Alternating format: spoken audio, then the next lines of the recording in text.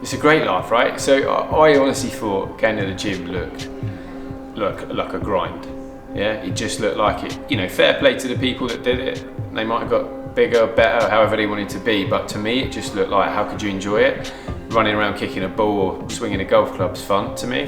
Didn't see how a gym would be, but I've totally been proved wrong. I actually now don't just train to stay fit as part of it, obviously, and get stronger, but I actually enjoy the sessions. It's just enjoyable. I think I was up at about 22, 23% body fat, just under 14 stone. I'm at 6'2". That was, you know, I wasn't terribly out of shape, but if you look at the kind of charts and stuff, then I guess I was at the upper end of healthy. And just naturally what's happened over the time is I've probably dropped I have dropped over 1.5 stone. I'm down at like over 12 stone. But probably more importantly, I've swapped. You know, I've just traded the body fat out, so muscle levels stayed the same, and I'm down at about, I don't know, 12, 13% body fat. Couldn't be happier. So basically, you know, training wise, I'd probably go for a run now and again, and it was so sporadic. Now I'm twice a week training. I've learned so much. I mean, you know, the amount of exercises and weight resistance training that I've learned has been unbelievable. I'd never done it before.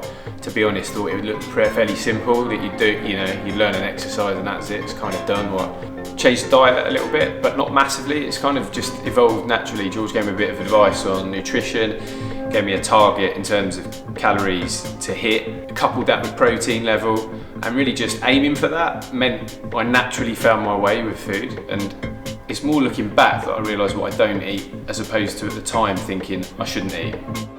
I love pushing myself, see what you can do, see what you can achieve. Learning new exercises, new ways of challenging your body is fantastic. The rush that you get after working out, it just, you know, mentally, it just kicks you on into everyday life. You just leave your sessions feeling a lot more positive. I was in a place last year that was okay, but I knew I wasn't as happy and positive as I could be. The change since last year has been incredible on that front. The passion that George as a coach has, the Intent91 coaches, is incredible. They're more invested in what we as a community are doing, and that's the other thing really, the people that are part of it. I never really thought that by starting to train with them, I'd get, you know, I was on one-to-one sessions, but I've got to meet other people that train with George and his crew. So building that community is really helpful. You don't feel alone when you're going into a gym. Would I recommend it? I think, like, do you know what? More than recommend it, this should be something that we're taught. I'm 43 now, this is something we should be taught when we're kids. How to train properly, how to look after our body.